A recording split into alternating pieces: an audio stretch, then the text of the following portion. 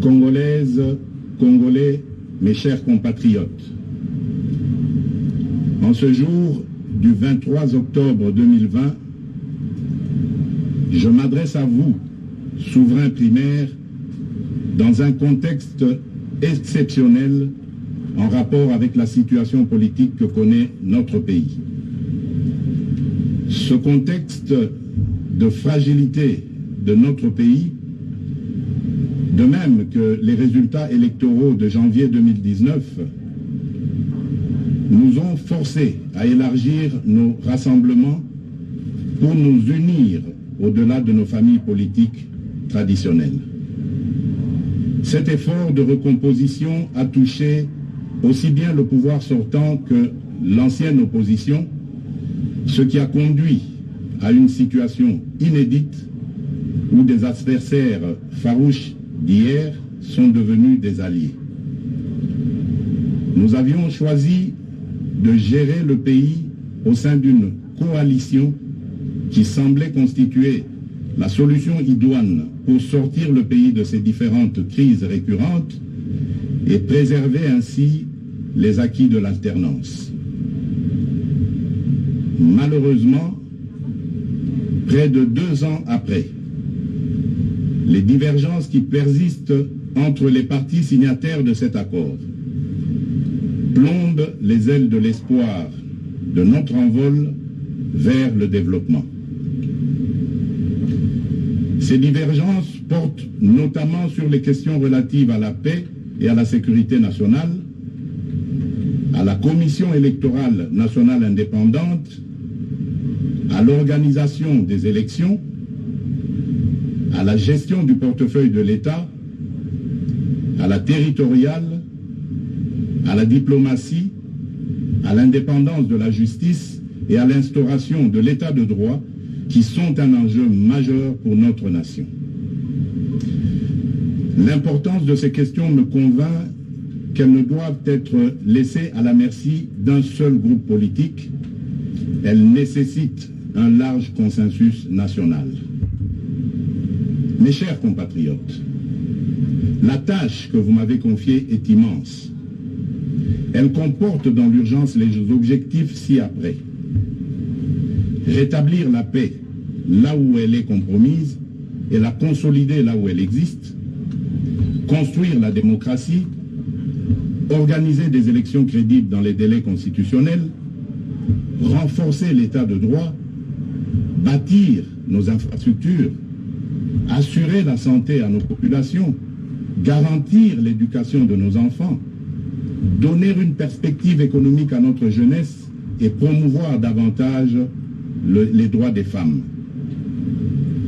Face à l'ampleur de ces défis, le peuple n'accordera aucun pardon à ceux qui, dans la classe politique, s'évertueront à créer ou à entretenir des entraves au progrès, animés qu'ils sont par une simple stratégie de survie politique ou de positionnement individuel, par la haine tribale, la rancœur ou par la poursuite de la prédation en toute impunité. À ce propos, je salue l'effort d'abnégation de ceux qui, dans tous les camps, se sont démarqués de ces antivaleurs. Mes chers compatriotes, l'état de droit que nous voulons vient d'être conforté par la prestation de serment de 3 juges constitutionnels, ce qui désormais assure à cette juridiction un fonctionnement régulier. Mes chers compatriotes, la restauration de l'état de droit dans notre pays n'est pas un leurre, mais le fruit d'une volonté politique, du reste coulée dans un programme de gouvernement tel qu'adopté par le Parlement. Il demeure vrai que sa mise en œuvre énerve certains nostalgiques, habitués à l'impunité et au traitement de faveur.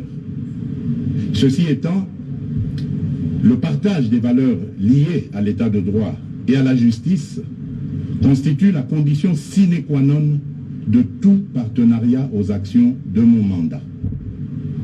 Mes chers compatriotes, chaque année, Plus de 2 millions d'enfants congolais naissent et s'ajoutent au nombre déjà important de notre population.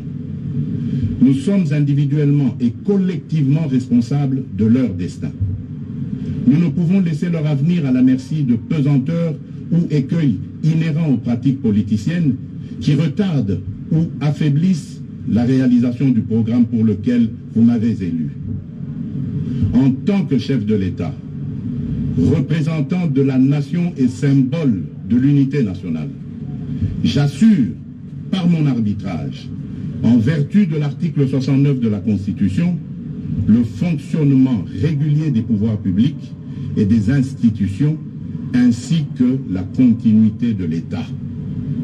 Je réitère l'engagement de mon serment de ne jamais faillir à cette mission sacrée et de ne jamais trahir le Congo. Je ne laisserai aucun engagement politique de quelque nature que ce soit primer sur mes prérogatives constitutionnelles et sur l'intérêt supérieur du peuple congolais. Je ne transigerai avec les intérêts supérieurs de la nation. Je ne céderai jamais la moindre portion de notre souveraineté nationale. Je ne ménagerai aucun effort pour préserver la paix et l'unité nationale. Eu égard à ce qui précède, et considérant que le salut du peuple est la loi suprême, j'ai décidé d'entamer dès la semaine prochaine une série de contacts visant à consulter les leaders politiques et sociaux les plus représentatifs afin de recueillir leurs opinions à l'effet de créer une union sacrée de la nation autour des objectifs précités. Ces consultations visent la refondation de l'action gouvernementale autour des principes de participation à la gestion du pays. À l'issue de celle-ci, je reviendrai vers vous dans une nouvelle adresse pour vous faire part de mes décisions qui n'excluront aucun cas de figure. Debout, Congolais, prenons le plus bel élan pour un Congo fort, libre et prospère. Que Dieu bénisse la République démocratique du Congo. Je vous remercie.